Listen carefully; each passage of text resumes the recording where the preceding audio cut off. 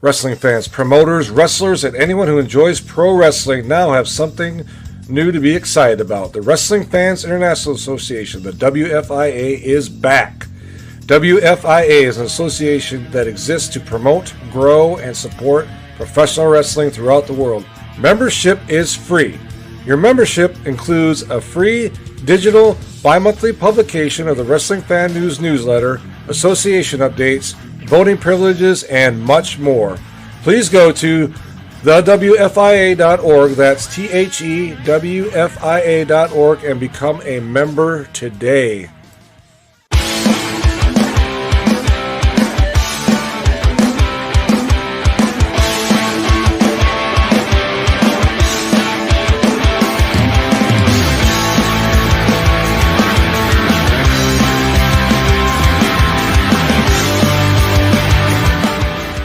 Thank you, everybody, for tuning into the PWZ podcast. I want to welcome a very special guest today, Herb Simmons. How are you today? Fine, sir. Thank you. I appreciate the invite. Thank you. Thank you. We're here to talk a little bit about your professional wrestling career, or your involvement in professional wrestling. I want to know, though, because you're from a different era, you're very old school, and you made that very clear when in our early discussions that you are not necessarily you do things a little bit different, I guess you should say. And that's something that I'm very appreciative, because I grew up in the 1980s, where it was kind of winding down the old days. And I appreciate I'm also like a huge history buff when it comes to professional wrestling. How did you discover the world of professional wrestling? Well, I think that's probably the most easiest question to answer, like everybody else, as a fan. Right. Growing up years ago, I grew up in Illinois, but we received the wrestling out of St. Louis, Missouri, under the leadership of the gentleman you see there right behind me, Sam Muchnick. Yep. Who was the president of the National Wrestling Alliance for over 41 years. So that was a program that came on weekly, and I, at an early age, I discovered it with my mother, and just became a great friend of the old school. Of course, at that time, that was the only thing that we knew about. But and then growing up later on in life, got to meet an individual by the name of Larry Matysik, who was the protege of Sam Muchnick. He had actually started working for Sam Muchnick when he was 16 years old. Got his first paycheck ever from Sam Muchnick for $25. So just at an early age, just becoming a fan. Yep. And when did you get involved working with Sam? And I guess what were your earliest duties? Well, I never did really work for Sam. Larry was the one that worked for him, but my friendship with Larry, Larry started, like I said, when he was 16 years old, didn't even have a driver's license. Larry's dad, Ed, would take us to the office, and I would periodically go with Larry to the office. And Larry started doing everything from sweeping the floors in the office to writing the results down and calling them into the radio stations back then, because back in the day, and I'm talking about the 70s, there was still that belief of the radio stations loved to have the results so they could broadcast them out. And St. Louis was the hub of professional wrestling for many, many years. But Larry would be there, just odd jobs, whatever he would do. And Sam always told us that we could go through the files, which I'm happy to say now I have probably 99% of the files from the office from back in the day, the results of all the matches, anybody who ever wrestled. I've got all the programs. The oldest programs I got dates back to 1934. And wow. But Sam always said, we could go through any of the files there, anything that we read, we could, as long as it didn't leave the office, and anything we heard stayed within the walls of the office. So early lesson from the God, as I called him back then, Sam Muchnick. Did you hear things that normal fans probably shouldn't hear? Oh, yes, without a doubt. I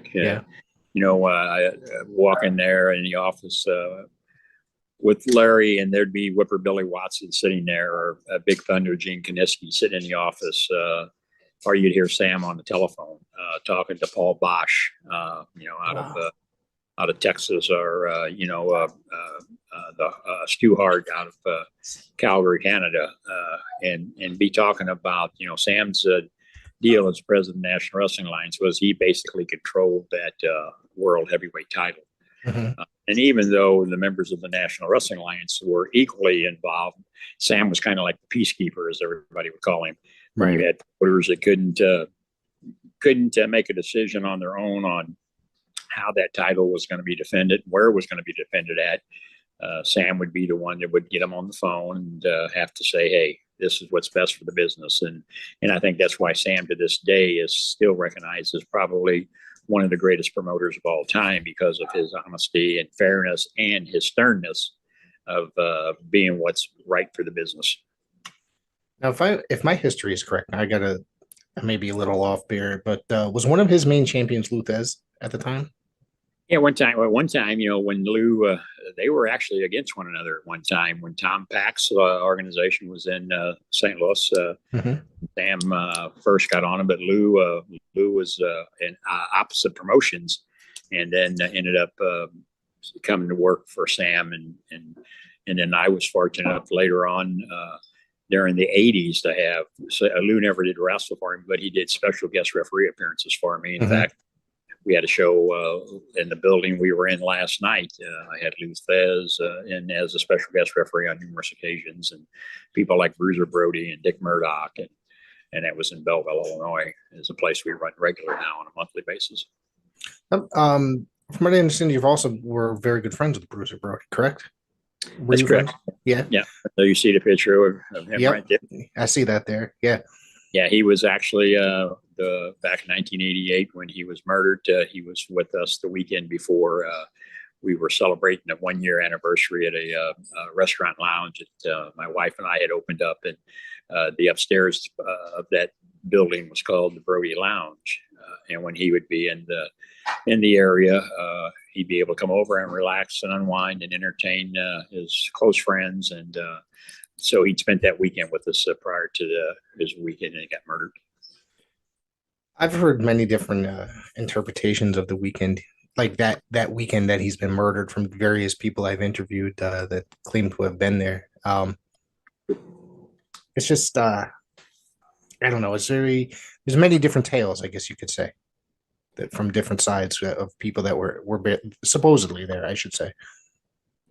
Yeah, there were several there. I'm in the process of finally a bunch of my friends and family members and more so the fans have encouraged me to write a book.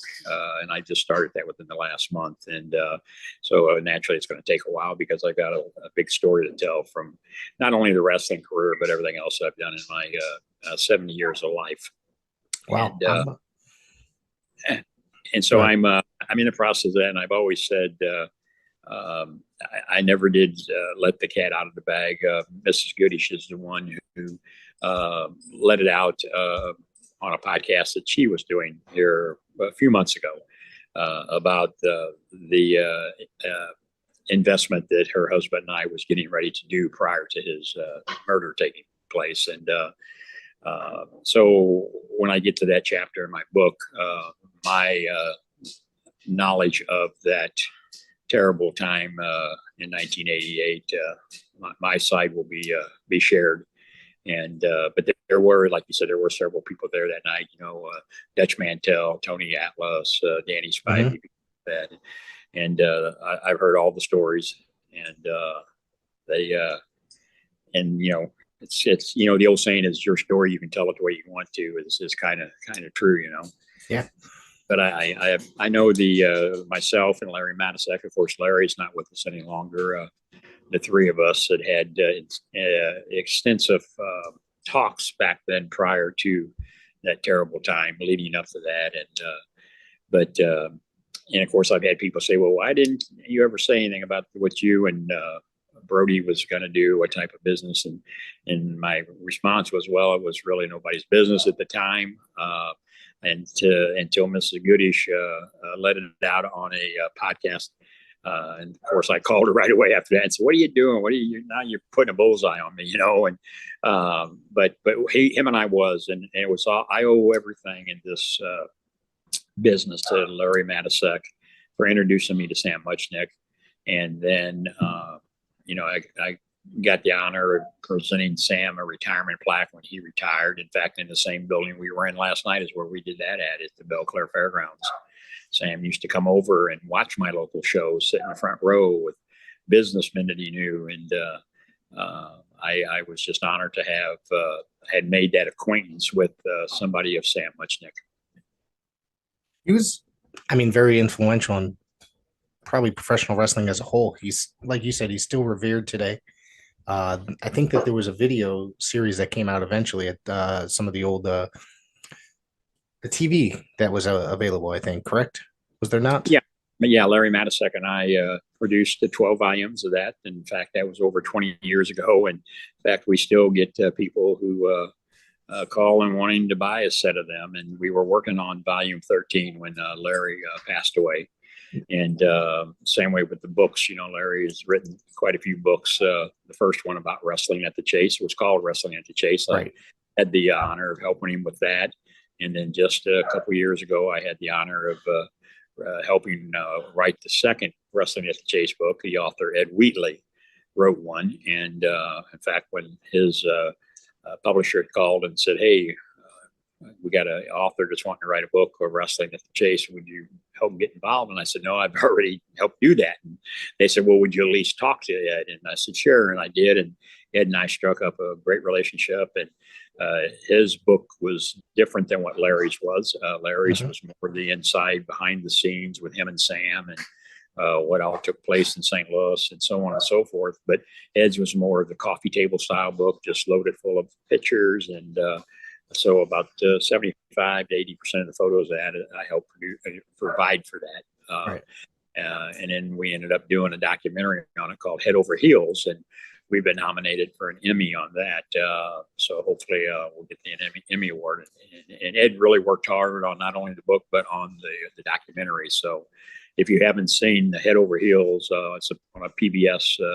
It's a documentary. You ought to take a look, because it talks about Sam and the St. Louis wrestling. We're going to take a look for that documentary. So is that streaming anywhere? Like if it's for PBS, it's most likely will be available on cable? Yes, maybe? yeah. Yeah. In fact, I just seen it recently being streamed out there, and if not, I'll get the link and try to get it sent to you, because it tells the story of, like I said, the St. Louis and back in the day when it got started, and I'm kind of partial to it because it talked about what we have continued to do. As I tell people all the time, I just continue to build on the foundation that these legends built. Because I've had that pleasure and honor to work with all of the greats.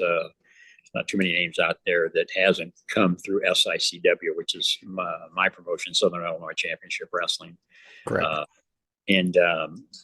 So I'm really just, a month ago we had Tito Santana in, but back in the day, the guys, Jerry Blackwell, like I said, Dick Murdoch, Greg Valentine, Abdullah the Butcher. They all came through SICW through my friendship with Sam and Larry and Bruiser Brody. If you look at the list of superstars that he had, wrestlers, legends that he had in his, guys like, it was Pat O'Connor was obviously, was he involved as business a little bit? Yeah, he was there he was he was a booker at one time for Sam. And of course, Pat O'Connor, I think, was probably one of the underrated workers out there. The guy could work, he could go. Shame it ended up the way it did with him, but Pat, there's a guy that, like I said, he could go and do it, and but yeah, he was part of the ownership. Him, and then Harley Race, Bob Geigel had ownership in the Kansas City operation for a time. What was it like working with those gentlemen there? Did you ever work directly with those guys? I'm sorry, I should ask that. With Pat? Yeah, with Pat or Bob or Harley. Bob Geigel. Oh yeah, Harley came in for me on numerous occasions. And then even when he was out doing just personal appearances, I would bring him in for autographs and things of that sort. And in fact, I provided a lot of the photos for his own book that he wrote. I remember when his wife had called me over the years. One of the mistakes that those guys made back then, because they didn't have all the access to the phones or the cameras and all them back then. So, and back then when they were on the road, they were traveling from town to town, just working and doing their job. They wasn't thinking about, oh, well, 20 years, 30 years from now, I'm going to need pictures. So I'm going to write a book. And so when he got ready to write a book, he found out that he didn't have a lot of photos. And I've always been a photo collector. And so I provided a lot of the photos for Harley's book for him. Oh, wow. That's amazing. Yeah, that's one of the things that were different. There was no cell phones to just constantly take pictures. And that's the difference today. And everybody's writing a book and over the last few years. And that's it's kind of amazing because I've been buying quite a few as of late. I just got the Chic book, Brian Solomon's Chic book, which I absolutely love. And there's so many other. Brian's a great author, did a great job. Yeah. He lives probably about 30 minutes from me or so. Really? Yeah. I live in Wallingford, Connecticut. He said he's in Trumbull. I actually just met him for the first time at New England Fan Fest, and very lovely gentleman, very nice guy. Yeah, I first met him at the Cauliflower Alley out in Vegas a few years ago and became good friends with him. And we actually chatted a lot. And he was working on the book at that time, on the Sheik's book. Yeah. So it turned out to be a great book, and I think it's getting good reviews. Absolutely. He's working on another book now for Gorilla Monsoon. And I think I just feel like that's going to be an amazing book in itself right there. Gorilla was a strange individual and a very unique individual. Really. I never had the opportunity, unfortunate, but yeah. So you tell me about forming the SICW, Southern Illinois Championship Wrestling. All-Star Wrestling is the name of the program. It airs every Sunday evening, 9 p.m., or at least where I am, it airs on 9 p.m. Eastern. This is one of my go-to wrestling shows for the week. I enjoy watching it. It reminds me of the wrestling that I am used to and the wrestling that I grew up on. Yeah, it's in fact, we literally just did 4 more episodes today. We tape once a month, and it's old school. That's how they done it back here in the St. Louis area and all over. Wherever they did TV, that's normally how they did it. They would pre-tape those shows and then show them on the local television stations over the next 4 weeks, leading up to their house show. And that's what they would do in St. Louis. They would tape them on a Sunday afternoon, and then tell the storylines. And like I said, it's amazing how even the younger generation is really taken back by the atmosphere that it does, because our wrestling academy we have is run by Cowboy Bob Orton Jr. I was instrumental in being part of Randy Orton's first match he had over 20 plus years ago. And so his dad runs my academy for me. And, there are still people out there that love the old school. And they love the new school, the new stuff, the current stuff. But if you give them a match between a Pat O'Connor and a Luthez, or Pat O'Connor and a Fritz von Erich, and then you throw on a local, the difference is like driving a Cadillac to a Volkswagen. And it's just, even the ring ropes are different from back in the day than what they are now. But then the guys didn't need the ropes to do the springing off of and doing all these fancy moves, because they could get over by going out there and doing their shtick and wrestling, chain wrestling. And like I said, I'll take a Dick the Bruiser match against the Gene Kaniski over anything. And it's nothing against the local talent nowadays, the current stuff. But I'm just old school. I'm just born and bred, that way. I'd still watch wrestling today. There is some stuff that's worth watching, I guess. There's wrestlers that I tune in for. There's not necessarily the continuous TV shows outside of very few shows. Like I'll watch the modern NWA shows. There's it's had its ups and downs. It's looks like it's going into a new upswing, a new era, and it seems okay so far. Um, your program's one of the watch, and then David Marquez's programs that I watch quite a bit, the United Wrestling, which I think that a lot of that stuff reminds me of just of old school wrestling. It's just a 1 hour show, just trying to get the people over, the wrestlers over, whether it be women or men, and it's something fun. It's not just high spots constantly, which that is part of watching professional wrestling. Is just the flips, the dips, all the other stuff that just I can't get into as a wrestling fan for over 40 years. Well, and I think and we proved it again last night. There was an angle that was shot where one of our big heels came out at the beginning of the night and talked about how he was going to retire. And he's a big Canadian hero, is what people call him. The fans call him a Canadian Zero, and he's that big villain. And that's what wrestling was founded on back in the days. It was good against evil, and that's still what we do today. But he came out. He actually had fans with tears in their eyes. I mean, just literally. And he did about a 10-minute retirement speech, and he had everybody all fooled. I mean. Me including to a degree, and then of course later on in the evening he come out and attack the good guy, and now the hatred for him just is up on the top rung of that ladder again. So, but again, it's the storylines, it's what people like.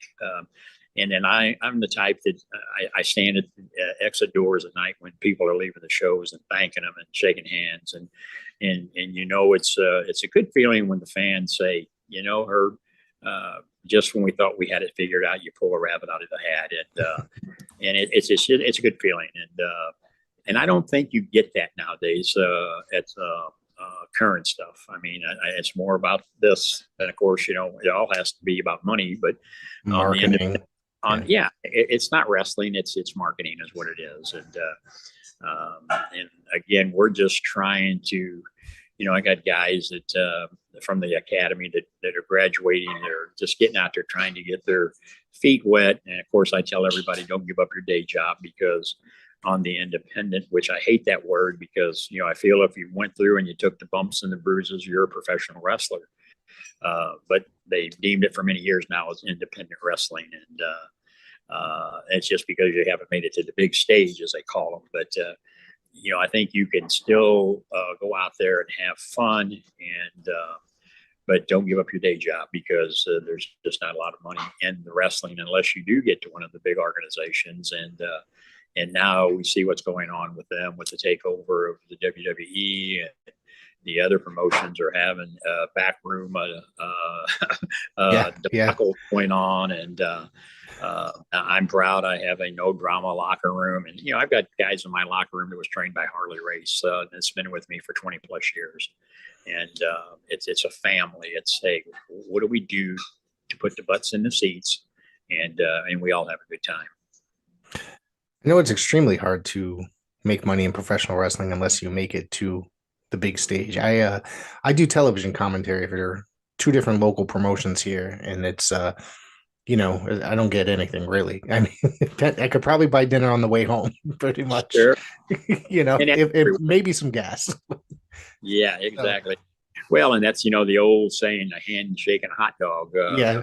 I'm proud to say that I've never had to do that. If people work for me, they get paid, and it's just like doing TV. I don't know of any other promotion that pays their talent for TV work, because even back in the day, if you weren't one of the top draw individuals that stayed over in town to do TV sessions, you didn't get paid. Your payday was at the house shows. And so I give some money to the boys for their gas, especially when it's the size it is nowadays. And some of the other promotions around the country, when they find that out, say, "What are you doing? You're causing us a problem." They say that when they come in there and do TV for you, you give them some money. Well, that's just how I've always done business, and respect. And that was a lesson I got taught from Sam. He always told me, he said, "You treat the boys right, and they'll treat you right." And I think that's why I'm able to pick up the phone and call the Tito Santanas or call the Hacksaw Jim Duggins, who I want to give a shout out to. He just had an emergency surgery on Friday, and I want to wish him well because he's. Oh, I didn't even hear about that. Wow. He's been going through some battles, and in fact, Yeah. I've got booked for a show next month, so hopefully he'll get better for that. But and I've been able to do that. I can call a Jerry Briscoe or Terry Funk when he was still with us. God rest his soul. What a great guy he was to me, and so I mean, I've been able to do that because out of giving the boys respect and treating them right, and then when you make an agreement with them, because that's what Sam did. The first deal that he ever made on his TV show back in 1959 was done on an airplane with him and the owner of the television station, Harold Koppler, and they did that with a handshake. And I always tell people, wouldn't it be nice nowadays if I could shake hands with somebody? And it was basically a contract that you didn't have to sit down and have a lawyer write something up for you. Right. But that's how Wrestling at the Chase program came about, was with a handshake on an airplane. That's amazing. Yeah, and it really is amazing. Everybody wants everything signed and legal at this current stage in the world. Right. So, well, this last May, I did the first ever fan fest that was in St. Louis, Missouri, and I brought 50 legends in under one roof, and which was a feat in itself. The logistics was a nightmare. It was for a one-day event, but it was the first time it was ever done there. But anybody that was there, some of the vendors that helped me with it, GT Collectibles, Scott Wilder's production, people like that, I will tell you that it was probably one of the most organized event they ever saw. In fact, they're excited if I'm going to do a Fan Fest number 2, That's pretty awesome. Where do you run that one again? In St. Louis, you said? Well, it's in St. Louis, Missouri. I do a Bruiser Brody Memorial every year, and it's in May. Mm-hmm. We kind of tie in the Wrestling at the Chase anniversary, which, it started on television in May of 1959. Right. And Barbara Goodish, Brody's wife, comes in every year. We have a Bruiser Brody Battle Royal, and we crown a champion and Battle Royal. And so we've tied that all together. And this year was the first year I took the faith of leap and said, they're having Fan Fest everywhere around the world. And St. Louis has never hosted one.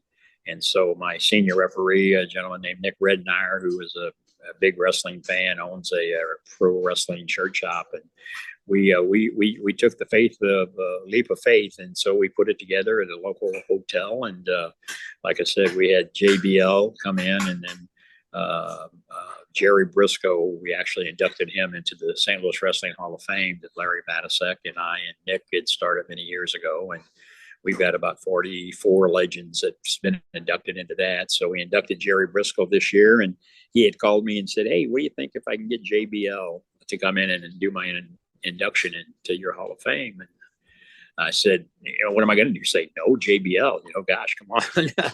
So, but we had him, we had Stan Hansen, we had Haku, just a list of everybody, the Nasty Boys, and there was 50 of them there, and then we had the big wrestling card that night. We had vendors set up, and so it was definitely a logistics nightmare getting 50 legends in and making sure they get out of town on time, the planes and stuff like that. So, but we'll see if we do another one this coming May. That sounds pretty interesting. It sounds a lot of fun. I'm looking here online, and it goes back to when? What year did you say? I see. I'm looking at the St. Louis Hall of Fame. I'm sorry. And it says it dates back from 2007 to 2023 is from what I see here. Yes. Yeah. So, and this year, J.J. Dillon was a part of it. Yeah, we inducted J.J. Dillon and Jerry Briscoe, and then they kind of pulled a fast one on me. They gave me a Lifetime Achievement Award. That was my next question. Didn't have any idea that was going to happen. And of course, I mean, in this business, most of our work is done for charitable organizations, whether they're church organizations, law enforcement, fire departments. Mm-hmm. But to be able to get up in the ring with the likes of Stan Hansen, Jimmy Hart, Jerry Briscoe, JBL, Spike Huber, and have them present me with a lifetime achievement award. It gives you goosebumps. Makes it seem like it's been all worth it, because I just celebrated my 50th year in February this year. Wow. And so to have guys pay homage to you that way, coming from guys like that, Stan Hansen, who was dear friends with Bruiser Brody. And, I'll still remember while we're standing in the ring that night, he put his arm around me and said, Frank would be proud, and I said, yeah, you would be, so, because Frank was my guy. That's awesome. I was a huge fan of Brody's growing up. I watched him in work for Fritz growing up every day on TV. It was one of those things that World Class was on ESPN during the day when I'd get home from school. Instead of doing homework, I'd sit there and watch that and then do my homework. So. Right. Didn't want to miss it, I'll tell you. But, and Fritz had, he had the Fritz was a St. Louis guy, his son, Kevin, was born in Belleville, Illinois, St. Elizabeth's Hospital. And that was about right around the corner from where my day job is. And so that's always a trivia question. And of course, I always, where was Kevin Von Erich born? Texas, or, this and that. No, he was born in Belleville, Illinois. And then to be the only one of the family left is kind of ironic. But Fritz was St. Louis, the biggest heel ever, basically. And, the matches that he would have between him and Killer Kowalski or people like that just really, really set the stage of the good against the evil, Now, according to my notes, my research, you started the SICW in 1975. 73, 74, actually. Yeah. Okay. Again, when you say start, I mean, I diddle-daddled with it for a while. Mm-hmm. One of the first shows I did was in Malden, Missouri. When you're out there, man, you're thinking, man, I'm going to be it. I'm going to be Sam Muchnicks and the Jim Crockett's of the world and all that. And I never wanted to, you can't duplicate those type of individuals. Right. Everybody asks me, says, why isn't Wrestling at the Chase still on? Well, first of all, we don't have the Dick the Bruisers, the Pat O'Connors, the Johnny Valentines, the Farmer Marlins, Tyra Mariaki, Kenji Shibuya, the guys who were on there every week entertaining us, so it can never, ever be the same. We can never duplicate what Wrestling at the Chase are, a world-class championship wrestling, because one of the biggest feuds that will be talked about forever, the Freebergs against the Von Erichs. Prior to Larry Matysik starting his own promotion, we were in the process of bringing that feud to St. Louis. We already had Terry Gordy with us. We had Bruiser Brody coming. He'd already worked out a deal with Fritz to bring that feud up here. And then, of course, Vince had come in and bought the TV out from underneath Larry, and that's the rest is history. And it wasn't good. Yeah. But but when I started off, it was just kind of like, this is fun. I'm still a fan. But then you got to realize, well, wait a minute, if you're going to do this, you can't just be a fan, and you got to run it as a business. And I think that's what we try to do. Because if you're that fan, then you get to the hot dogs and the handshakes and stuff like that, and it just doesn't work that way. Are you still a fan at all today? I mean, necessarily, I'm not talking the new stuff, obviously, but like as a whole.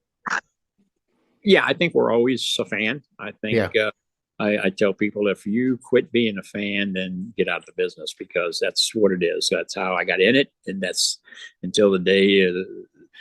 Two reasons: until my wife says get out of it, or until the good Lord tells me to get out of it. So I'll be a fan.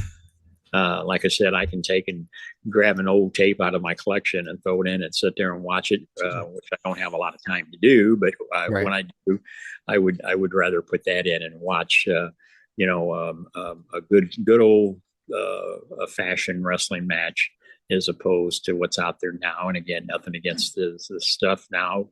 I'm happy guys can make a living on the big stage, but boy, it's back in the day, they weren't flying from town to town.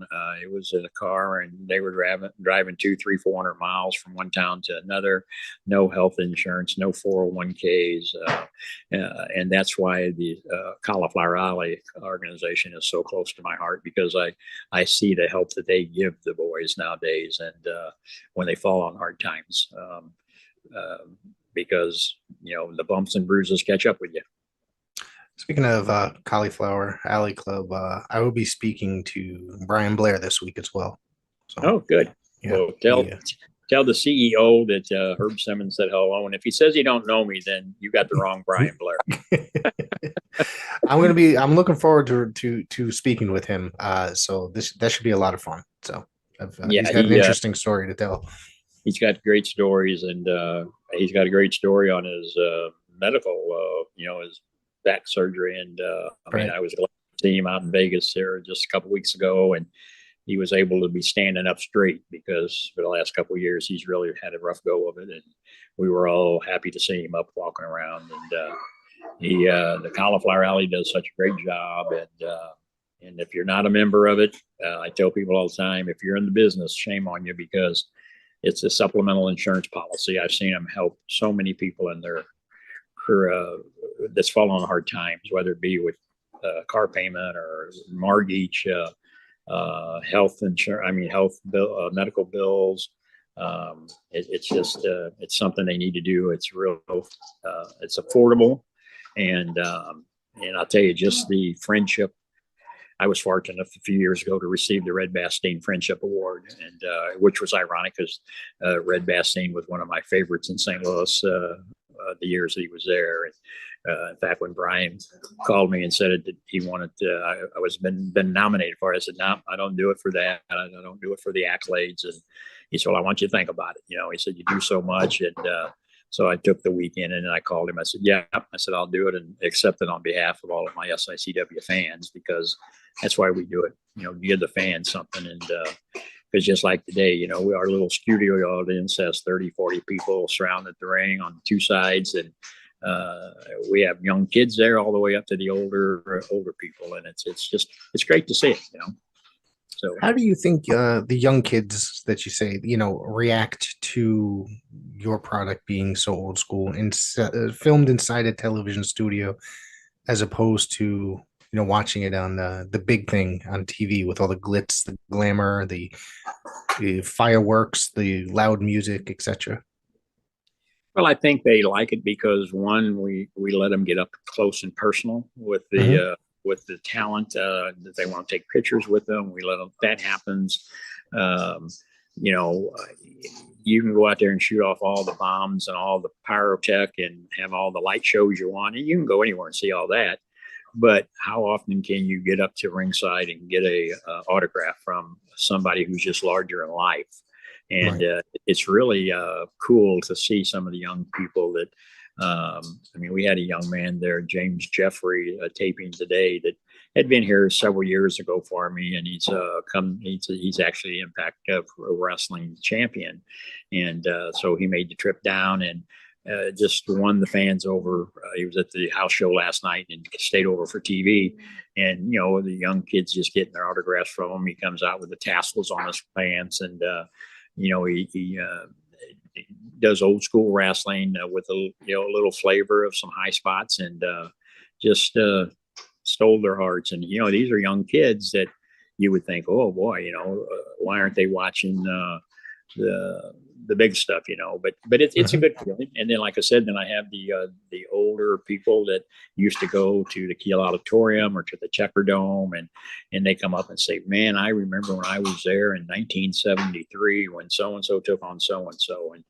last night, two fans came up. One of them gave me a poster from 1984 of one of my shows at the building there where we were at last night. And it's got a big picture of Bruiser Brody in the center of it. And I had a match of him and Spike Huber, who Spike was Dick the Bruiser's ex-son-in-law. And they took on the Mike and Pat the Kelly twins, who were identical twins. and it was neat because as he presented that to me, I told him a story of what happened to that match.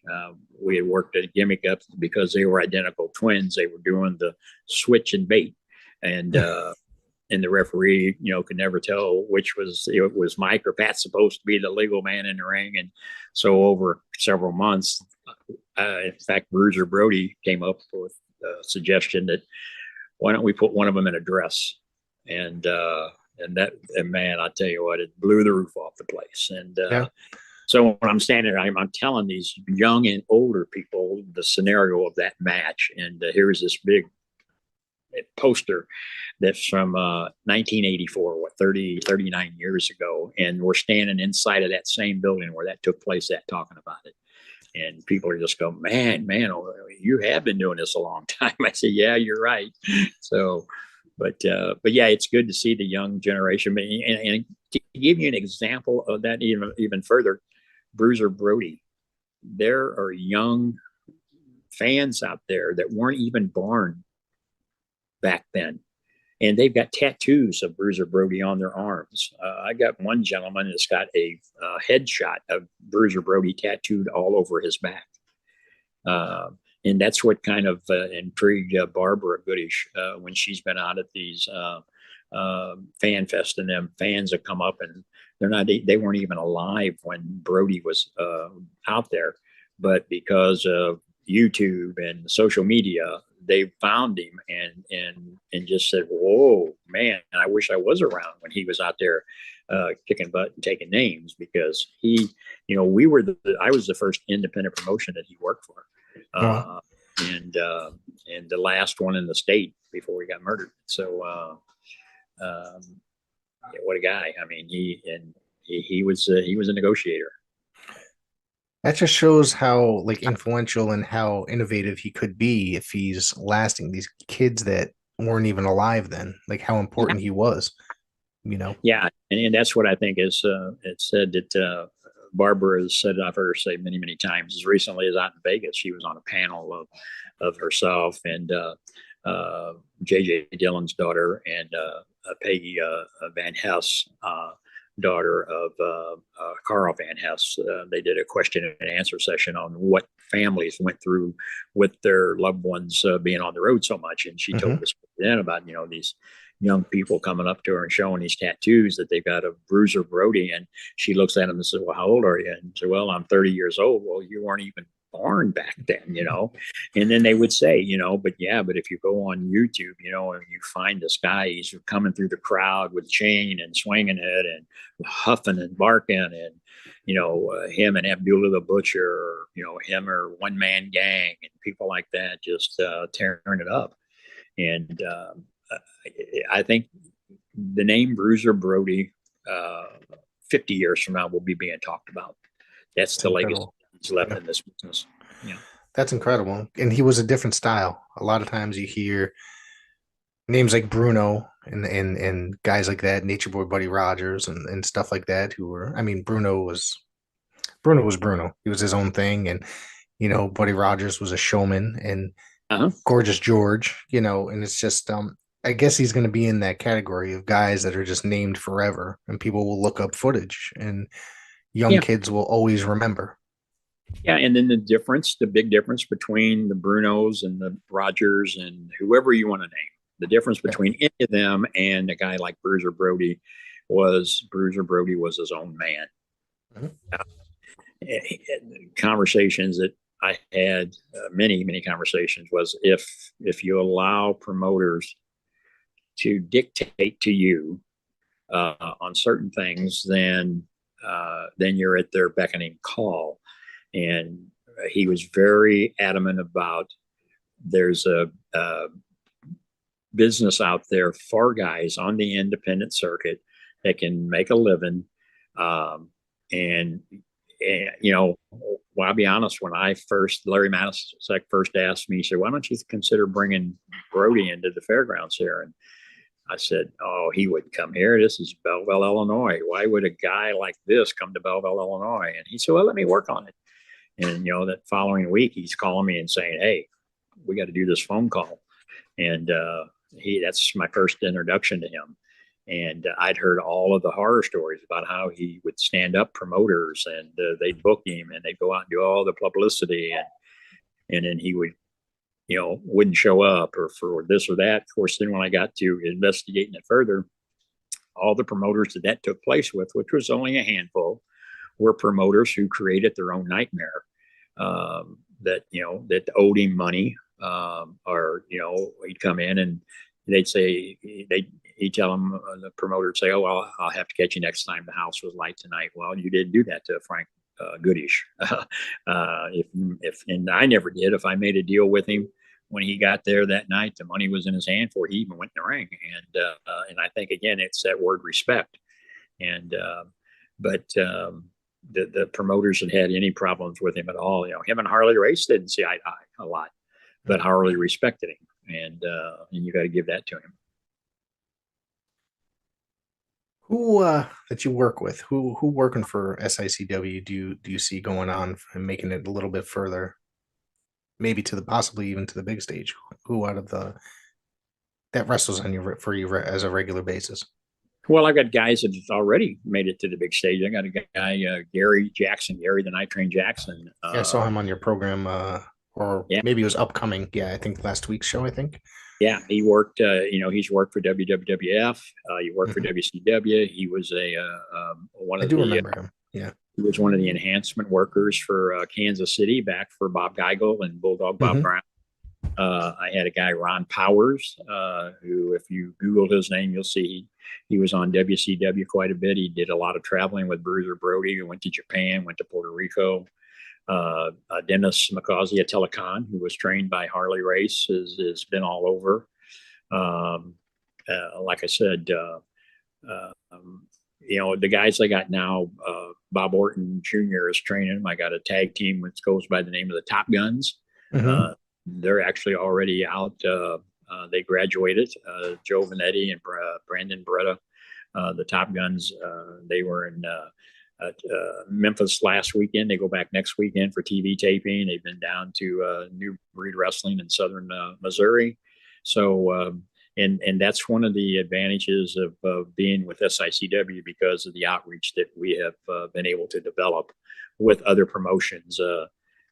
I get accused from some of the local promotions of not wanting to work with people, and as I tell them, I'll work with the promoters that want to work with me. It's a two-way street, and there's this big myth that you can work for this promotion and work 10 miles down the road for another promotion, and that doesn't work because that's not a road trip. Because 10 miles down the road, you're playing in front of the same audience. Yes. So you can't be my big baby here, and then 10 miles down the road, that promotion has got you as their big heel.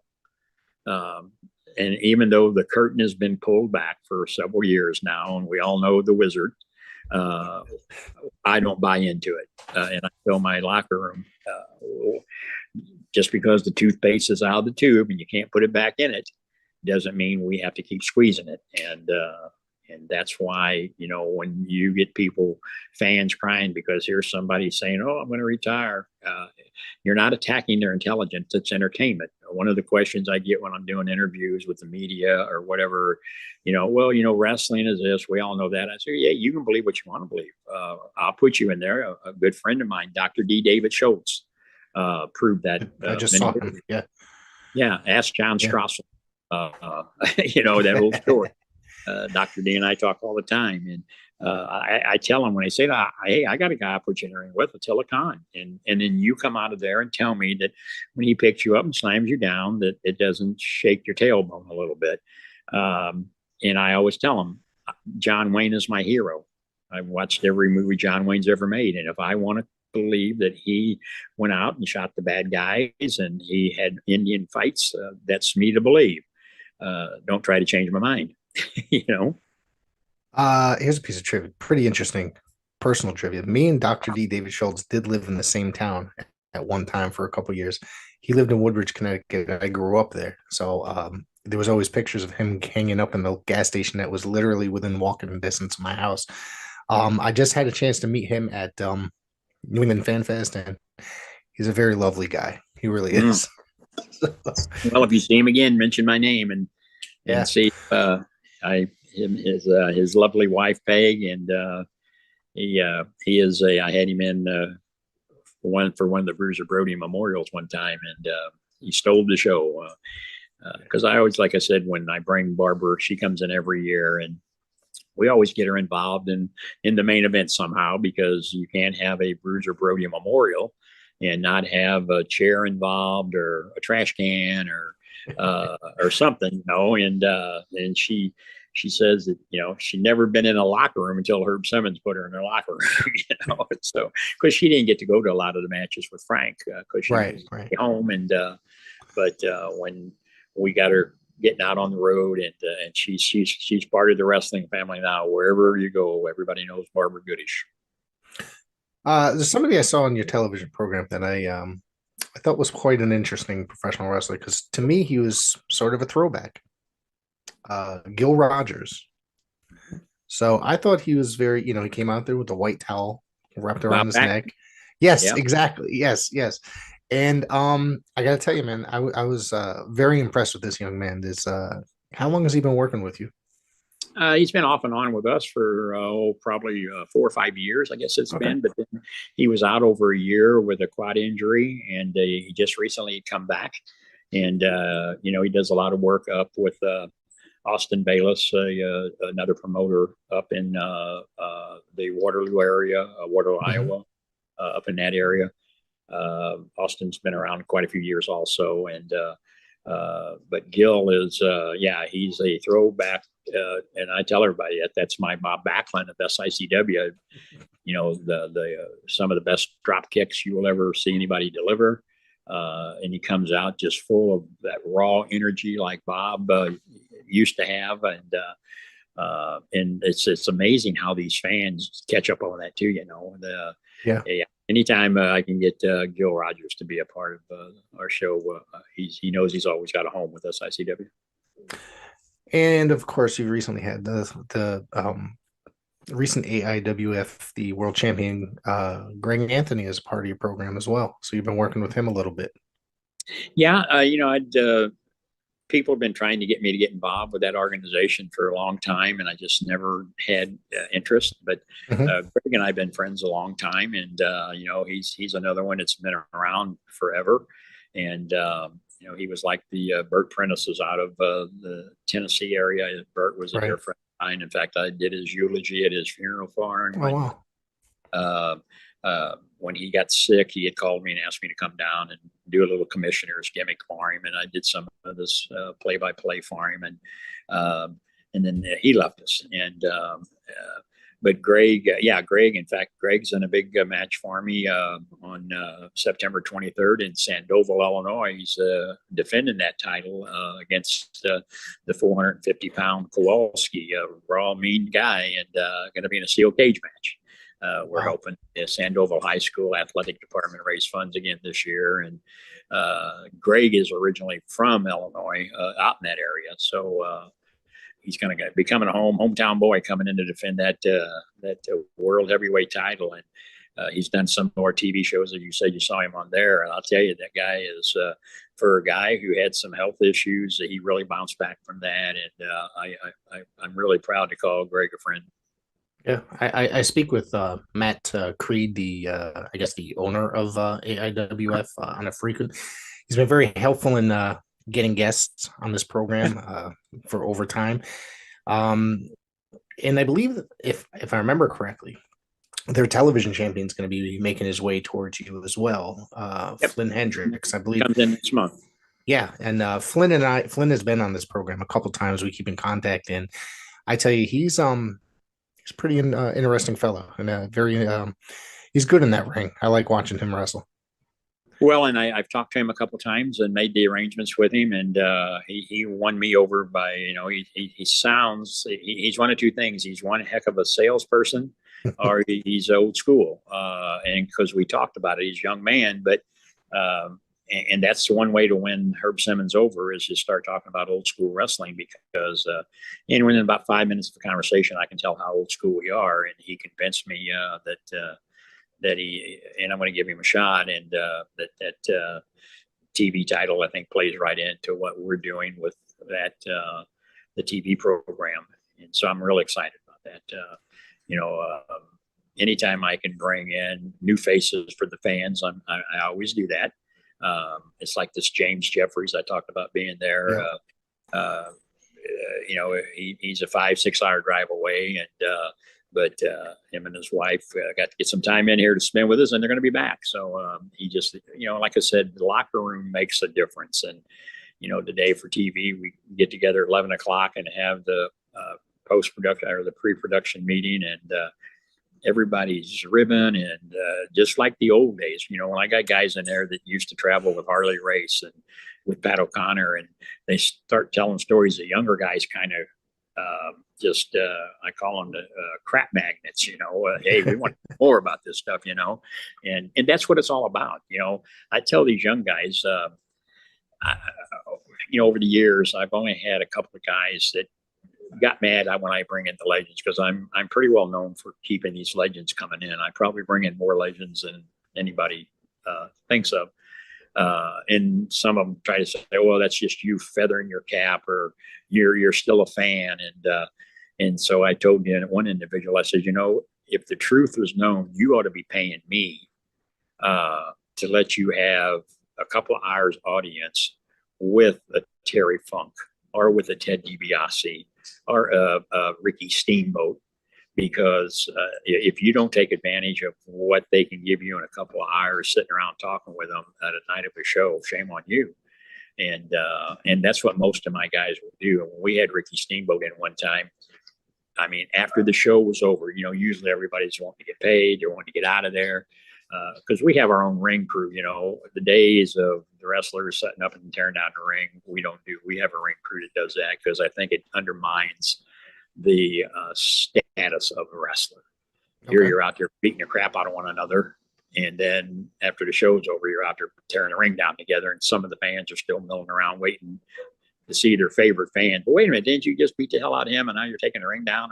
So we have our own ring crew that does that stuff, and more of the professionalism, as I call it. And but this one particular line, we had Ricky Steamboat in, and he was a special guest referee for the match. And I'll never forget when he got ready to climb up to do his jump. He was refereeing, but they got in the tussle with a manager. And as he's climbing out on the ring apron to go up to the top turnbuckle, I was sitting at ringside, and he says, "You're going to owe me for this one. I haven't jumped off the top rope in many years." And then he did, and landed on the manager. And but then afterwards, they're in the dressing room, and I'm thinking that all the boys are gone. I go in there, and he's sitting in the middle of the room, and it was at a firehouse, and they're all sitting around on the floor, and they got notepads and pens, and they're just taking notes from what he's telling them. And that told me right then and there that I got a locker room that still wants to learn old school and how to improve their game. And I thought that was very impressive. You don't see that a lot. No, you don't. Today. No. I know I could say, and I don't want to badmouth anybody that I work with, but some guys, they want to think that they're stars before, when they're not, they're not putting in as much work as I guess that they should be. Well, I tell people all the time, there's one word out there that just spoils our business, and that's this is the 3 little letters, and it's ego. I tell everybody, check your ego at the door. We can have a great show. There's nobody better than the other in that locker room, because it takes 2 to tango. And if you come in here with that big head, I'll show you the door real quickly. And not that I'm tough, but I got guys in the locker room that are tough. And if not, I'll just call Dr. D. There you go. Just slap them around a little bit. You just brought up Steamboat. Did you see, I think it was last year, he came back for one match on I think it was a big time wrestling show, I believe it was. I didn't see it, but I heard of it. I know, they were talking about bringing him back for the Flares match, and he turned it down, and he told me why, and I understand, and I smart move. I think it was a smart move, because I watched that match the one time, and I was like, it was a good thing Steamboat didn't get involved. But when he came back, just a few months later, and did his match. I got to tell you, man, at his age, he looked fantastic. He really did. He was moving around that ring as if it was 1987 with those arm drags, you know. Yeah, he, what a great performer, and some of the greatest matches ever involved Ricky Steamboat, and just a pleasant guy to talk to on the phone. I can get on the phone and talk just like you and I are tonight, and before you know it, we've been on the phone for an hour or two, and he, he's 70 some years old himself right now, and just a great guy. And in fact, if I do a fan fest too, he's on my top of the list to try to get in for that, because I think he'd do well here in St. Louis.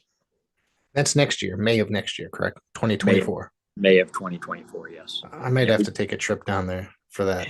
Yeah, we just, like I said, we did it this May of 2023, and it was quite interesting, and quite like I said, we had Greg Gagne in, great guy from the AWA days. I got him hanging up on my wall over here, Greg Gagne. Great guy. Yeah, he's another one. If you mention my name, and if he says who, then that's not Greg you're talking to. Yeah, and I'm not bragging about that. It's just, again, it's just that these guys, out of respect, I think, will tell you that SICW and Herb Simmons is keeping the old school alive, and that's what they're all about. Yeah. It's just, like I said, Bob Orton, every Tuesday and Thursday night, he's at the academy teaching the young talent, and I get a kick out of him because some of my local talent gets in there and does a lot of the rolling around with the guys. And Bob will sit out there with his cowboy hat on and his glasses, and he'll be sitting at ringside like this, and I'll sit there with him, and all of a sudden that hat will come off, and he'll take the glasses off and hand them to me, and I go, oh boy. And he'll climb up in there and, okay, guys, this is what you're paying for, So do you have any students in there that are training with him now that how do I say this, that look like they could they're going to be out there soon and they're going to be hitting the road, graduating and doing real good? Yeah, we've got another one. Gentleman goes by the name of Sean Douglas. Okay. Is young, and he's been on a lot of our TV shows. But the lead instructor just told me this last week that he's real close to being turned loose, and of course, we don't turn anybody loose until Bob and all the trainers agree wholeheartedly, because it might be a Tuesday night somebody's training, and then Thursday night there's somebody else, depending on scheduling. Yeah, but they all get together, and then once they tell me that he's reached his potential, then we'll have a graduation ceremony for him, and outside bookings and all that stuff. Yeah. And that's it. Like I said, the Brandon Berettas and Joey Vanetti's, like I said, they're going to be, as I told them today, stay healthy. Don't do crazy stuff that don't mean nothing. Yep.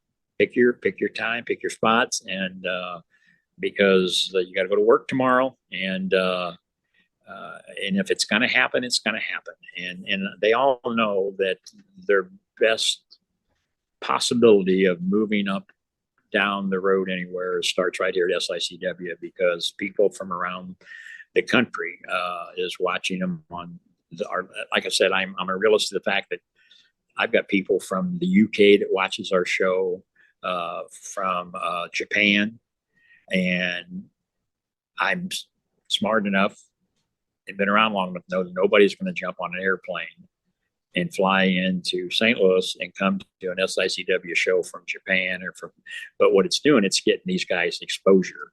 And that's how they ended up getting down at this Memphis, Tennessee TV tapings. They've been down to Southern Missouri, Springfield, Missouri. And that's what it's all about. It's more or less just helping them build their resume to where if that one day somebody like a Jerry Briscoe, who found a lot of talent for Vince, sees them and says, hey, let's give these boys a try. The only thing I ask out of it is you tell them where you got it from. When you've heard of the Memphis wrestling today, you're talking to, is that Dustin Stars wrestling? Memphis wrestling? Uh-huh. Yep. That's go ahead. Yeah, that's where they've been at. Yeah. Yeah. That's another weekly program that I watch. It's It's not the Memphis of old, but it is a very promising product. I really do enjoy a lot of. I've had some of his wrestlers on this program as well, and they're always very pleasant people to, and they're always willing to help get their name out there. So that's he's doing something right down there, I think, because they're putting on a really good product, I believe. Yeah, well, and I like what you just said. It's not the Memphis of O, and it won't be because of why? Because the guys that were there, guys that worked for me, Tojo Yamamoto, Gypsy Joe, Bill Ash, people like that aren't there anymore. And of course, Lawler is having his issues. Yeah. But again, Bill Dundee, people like that. When Nick Gulison was down there. The Jarrett's. It's different. But I got to give Dustin and credit. They're trying to do the same thing we're doing up here, is trying to build on that foundation, and it will work as long as they don't try to overdo. Yeah, and they seem to be doing a lot of good. They bring in some name talent similar to yourself, but somebody that's maybe that's currently on AEW TV or whatnot, or some like a bigger independent name, and to help bring in people. And they just have some really it's a very well put together show. The building looks a little weird at times, the way that it's painted, but it's its own thing. It's very unique, but I enjoy the show. Well, and sometimes being unique stands out and gets people talking about it. So that could be the whole idea they're doing it. But that's like us. I brought Nick Aldis in, and one of my top 5 matches probably ever was him and the Telecon. I mean, because that's awesome. You had different styles, and I was kind of leery about that. Telecon, trained by Harley Race, but now he's doing the gimmick that he does. Rough, tough, old Bruiser Brody type, and then here you got Nick out there doing all it. But it was a match that people are still talking about to this day. I brought Trevor Murdoch in right after he won the NWA title. His first title defense was against a Telecon in St. Louis. I'd worked with Bill Corrigan and got that lined up, and but that was another great match. So, maybe I'll get CM Punk in. We'll see what happens there. And I mean, he's kind of local to you, right? You guys are Chicago. Sure. We're sort of. Was he Chicago? Yeah. I mean, who knows where he's going to end up, really? So. Yeah. I mean, I don't care what people think about him. I mean, he was just out in Vegas with us when we was out there. In fact, I took photos with him and sit and talk to him. And Ace Steele, been around a long time, worked for Harley, and his wife, Lucy Mendez, a great worker. Not doing a lot of wrestling anymore, doing some refereeing now. But I'd bring Sam in a heartbeat. I've heard that it was he was very pleasant during his time there. I've read various articles on CM Punk being a cauliflower alley club. Excuse me, my tongue got tied there. But I've heard it was a very pleasant thing, that he was very pleasant to everybody, took photos with everybody, gave a nice 45-minute speech. So covered all the bases. He was added some levity to it, to the fact that told the truth, told stories, and he had a captive audience there that gave him a standing ovation because of and he was, like I said, he sat right next to our table, and like I said, Ace was sitting with him, and Lucy, and Mickey James, and so it was a good seeing him again, and it's unfortunate, but when I look at him and when I know what I know, I think of Bruiser Brody. I mean, there's a guy that he gonna do it the way he wants to do it. Well, my opinion is, and we discussed this on this program before, me and my co-host, a while back, that I felt like he had a target on his back in a way, and he was not nearly as bad as people were making it out. It was just a younger generation of people that didn't want to listen to him, because he came in, he was offering knowledge, experience, and all that other stuff, but being involved in the industry and as successful as he was. and nobody wanted to listen to him. Well, and so we go back to that 3-letter word, ego. Yeah. And stop and think. Here's a guy that if you'd sit and listen to, I mean, I tell him, when you wake up that morning and say, I don't need to listen to it, no more about this business that I know it all, you better take your gear and put it in a bag and put it on the shelf. Because if you're not learning something every day out there in this business, whether it's just the way you conduct yourself, the way you greet the fans, if you're a good worker, you don't need to get cheap heat. And like I said, I remember, back in the day, and you remember this, there was no music being played. Yep. And I tell people to this day, Hulk Hogan was made famous because of two things: Thunderlip and the music.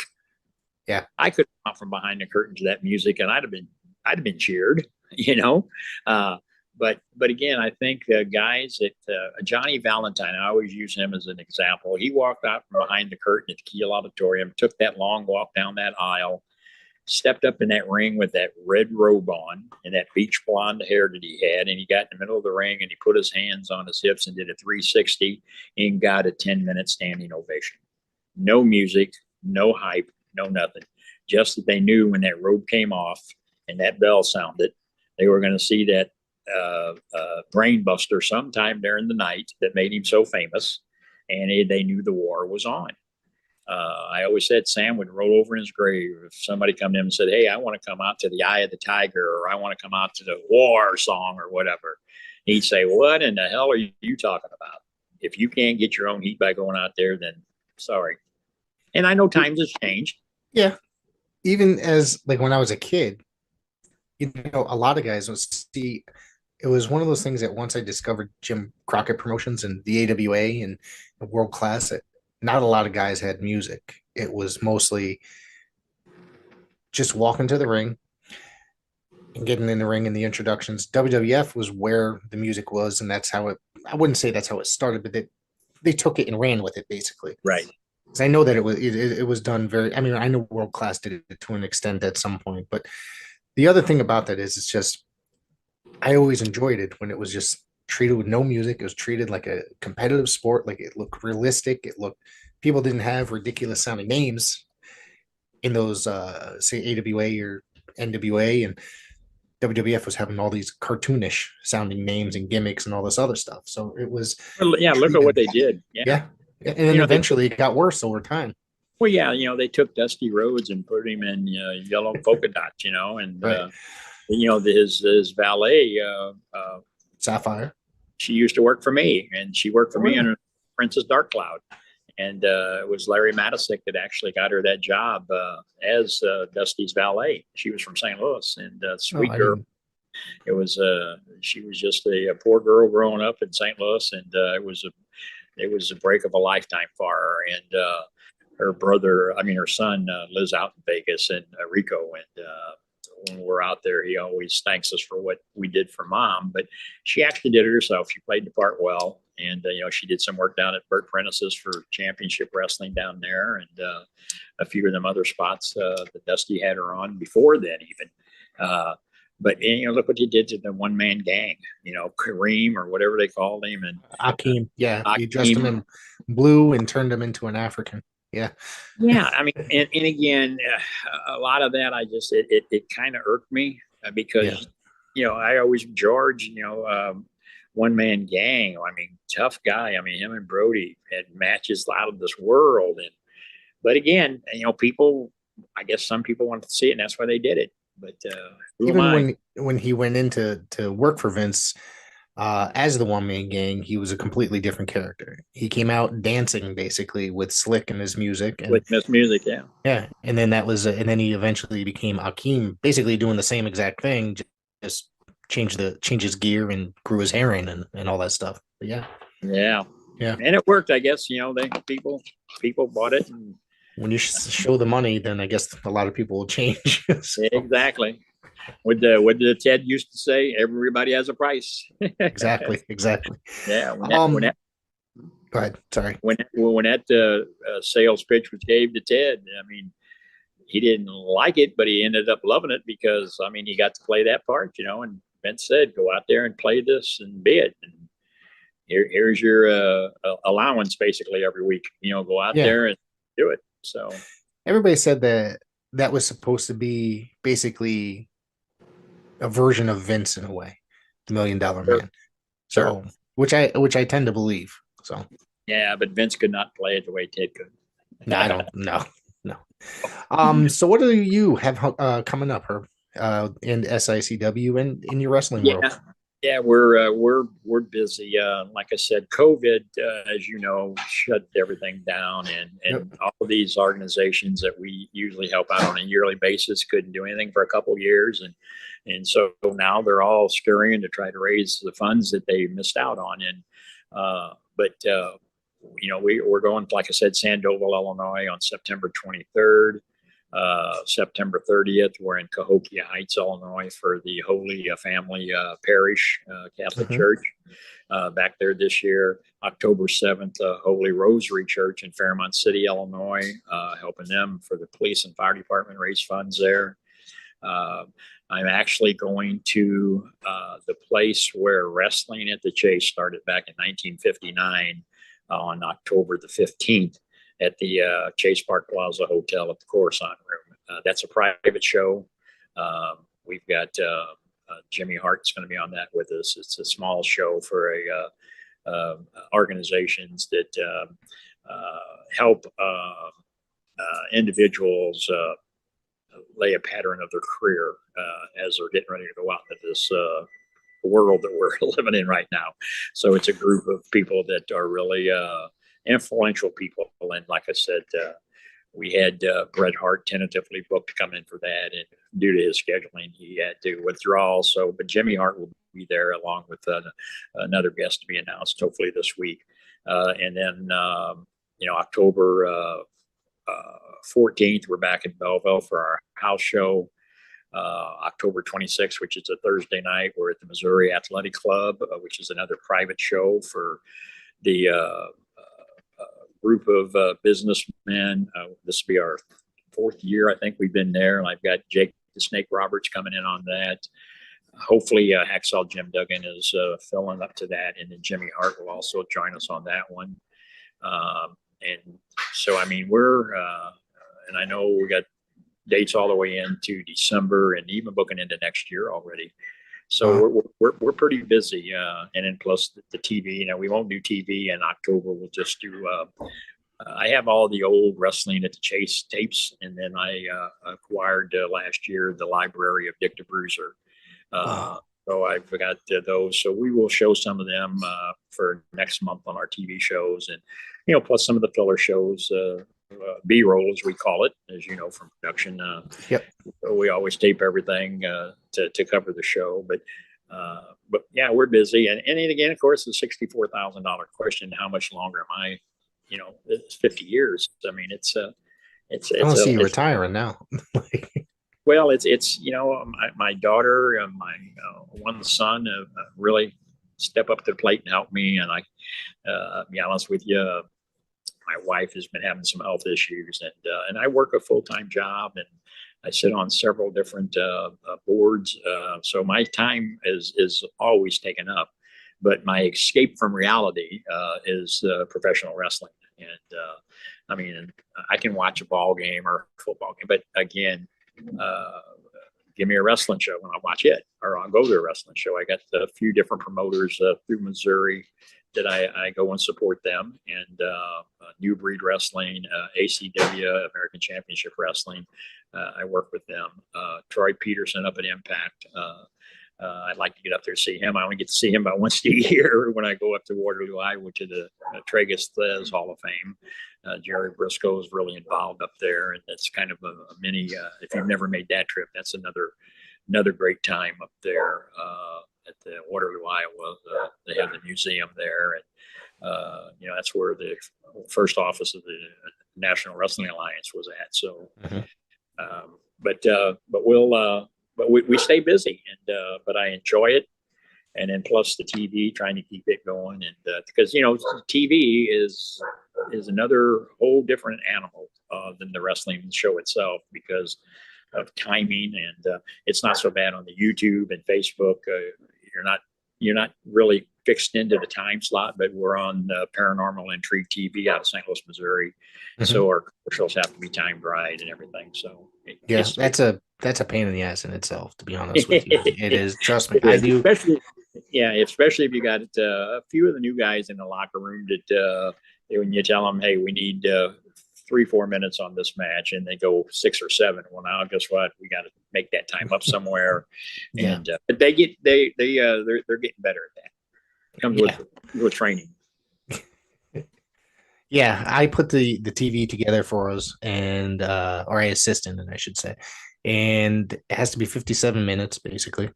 Is what they ask, and sometimes I'm at it's 59, so I have to find a promo in the middle to cut out or something to that effect. So you know all about it then, yeah. So it's stressful, but then the sometimes I'm able to sneak that extra minute in. The TV station won't say anything, but right. So and now where are you actually located at? I'm right outside New Haven, Connecticut, in a town called Wallingford, which Wallingford had a rich wrestling history at one point. The Savoldis used to book here a lot. Sure did. Yeah, and Mario. Yes, dude, I tell you, I had him on the show earlier this year, and that was I'd have to say that was my Vince McMahon, I guess you could say. Like, that was the one interview that I wanted the most in my life, and I got it. So I work very closely with his I guess his streaming network and stuff like that. The people that run his streaming network, as they send me guests as well. He's actually contacted me about some footage that I've got and wanting to do that. But I get those calls from all over. Like I said, Billy Corgan and I have been talking about that stuff with the NWA, and so I mean, right now I use it, and I'm never going to get rid of it. We've sold the rights to license it a couple different times. Larry and I did, but we always maintain the rights to continue to use it, because if I sell it, then it's not mine anymore. I believe it was High Spots that had it up there on their network at one point, and they produced the DVDs, correct? Yeah, we actually sold it to them, and then there was a Canadian company that they're out of business now, but we sold them. We licensed it to them to use also, but we always maintain the right to keep it here locally to use it also. Nice. Why would you have worked with Billy before on a couple occasions, correct? Billy Corgan? Yeah. Just like I said, I worked the deal out with him with the Trevor title match after he first won it, and then we negotiated for now it seemed like a couple years over the tapes. He had an idea how he wanted to use them, and it was a difference of opinion. We never did make a deal on it, but I'm not to say it won't ever happen. But I gave him my opinion back when what was the first NWA 73 he did, or whatever it was here. That's 2 years ago. Yeah, 2 years ago. Yeah, it was. I had my idea what should have been done then. I mean, NWA had been in St. Louis forever, since it left, and I kind of thought that he could have done better. I wanted him to bring in like the Terry Funks, the Dory Funks, and Baron Von Raschke, the guys who actually helped put the NWA on the market, and they ended up with Ric Flair, who the only thing he made the comment that one night was about Sam Muchnick was a good payoff man, which is true. But then the rest of the night he talked about Vince. So that didn't set good with me. But and then the second year he brought in J.J. Dillon, who is a dear friend of mine, and his daughter Pam, and Barry Windham, a great guy, great friend. But he let him get in the ring for 5 minutes and didn't really let him talk anything.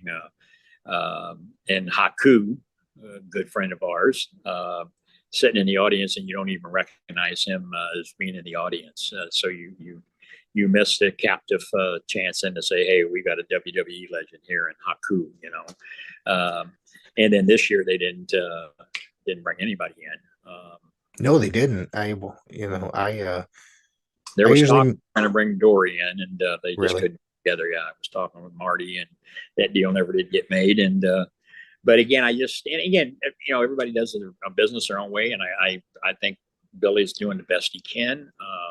I told him during the one conversation that we had, I don't know nothing about music, don't know a flat from a this or a that, but I know wrestling, and he knows a lot about music, and he wrestling, he could learn a little bit more.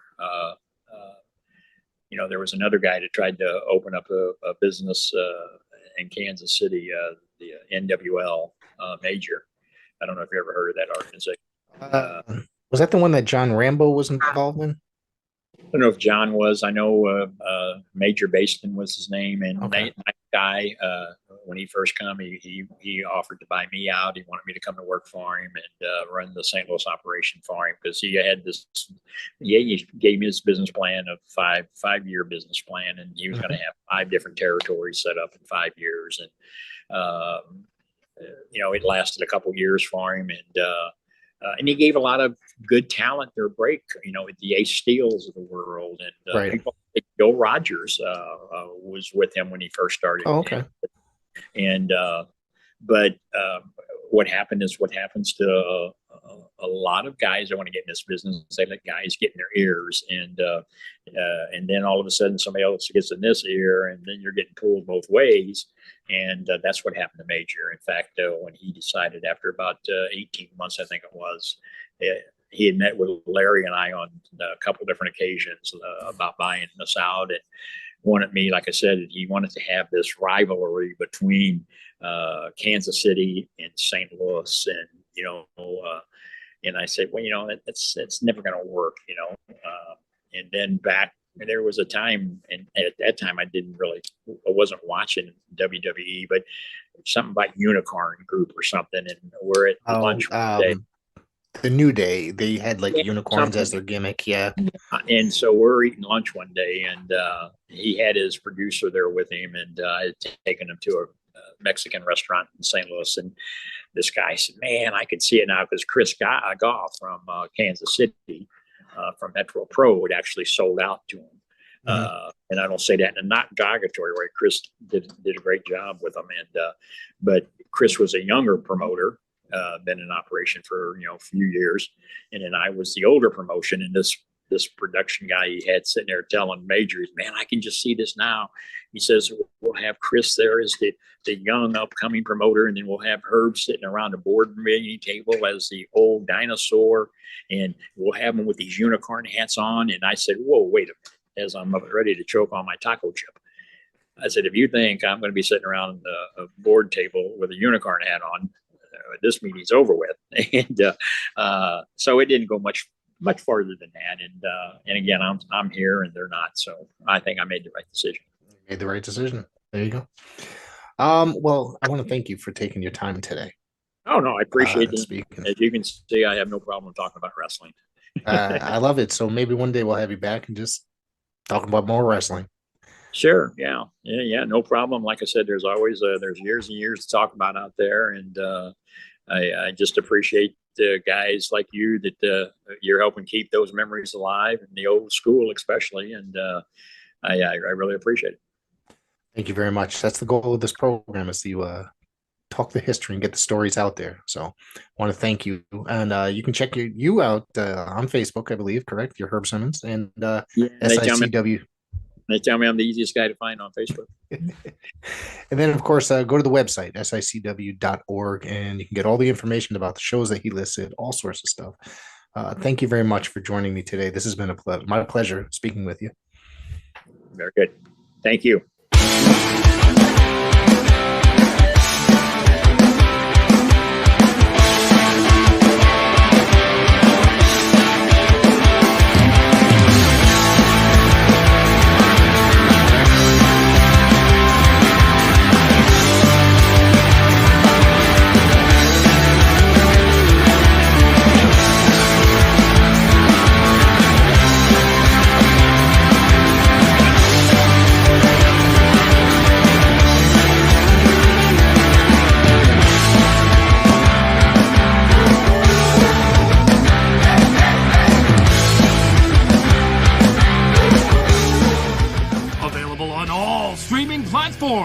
It's professional wrestling's greatest, largest, privately owned wrestling library. All the classic hits, flips, slams, and pins of yesteryear are on one place. It's Ultimate Classic Wrestling.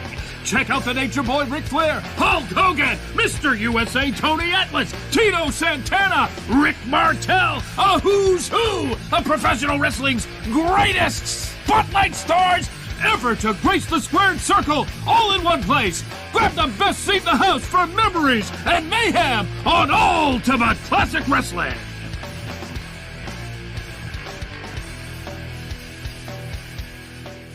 Hi, this is Bob Smith. You might remember me from my years at Pro Wrestling Illustrated magazine.